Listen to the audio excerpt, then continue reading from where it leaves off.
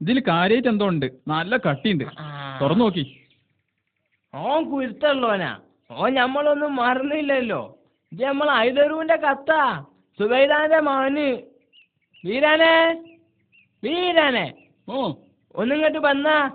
എന്നാ എന്റെ പെങ്ങളെ മകന്റെ കത്ത് തന്നെയാണ്, ഇതൊന്നിങ്ങോട്ട് വായിച്ചാജി.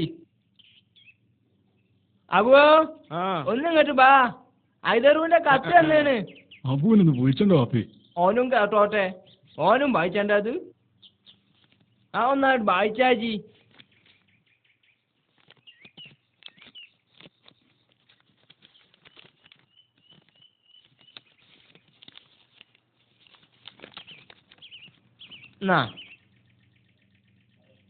വായിക്കല്ലേ? ആ.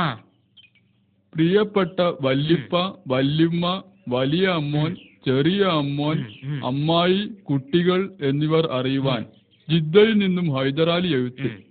എനിക്കിവിടെ പരമസുഖമാണ്. ഇതിന്റെ കൂടെ 25,000 രൂപയുടെ ചെക്ക് അയക്കുന്നുണ്ട്.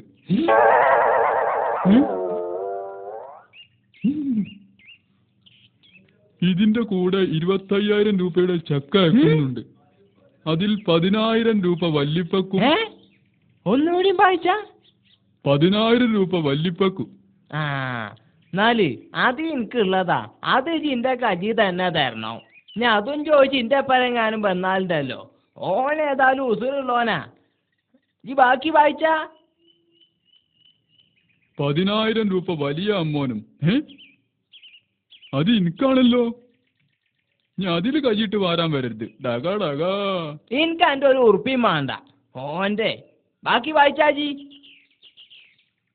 1000 ചെറിയ അമ്മോനും. എനിക്ക് 1000 ഉള്ളൂ. 1000 തന്നെ കിട്ടിട്ട് എന്താക്കാനാ? വായിച്ച 1000 വല്യമ്മാക്കും. നിങ്ങൾക്കുണ്ട് 1000. 1000 അമ്മായിക്കും. അനക്കുണ്ടടി. 500 വീതം കുട്ടികൾക്കും. പോലത്തെ പിന്നെ ഞാൻ തന്നെ കഴിച്ചു പിടിച്ചോളാം. കൊടുക്കണമെന്ന് പറഞ്ഞുകൊണ്ട് ഒരു കത്തെഴുതാനാണ് ആഗ്രഹം. പക്ഷെ ഇതുവരെ പണിയൊന്നും ശരിയായിട്ടില്ല.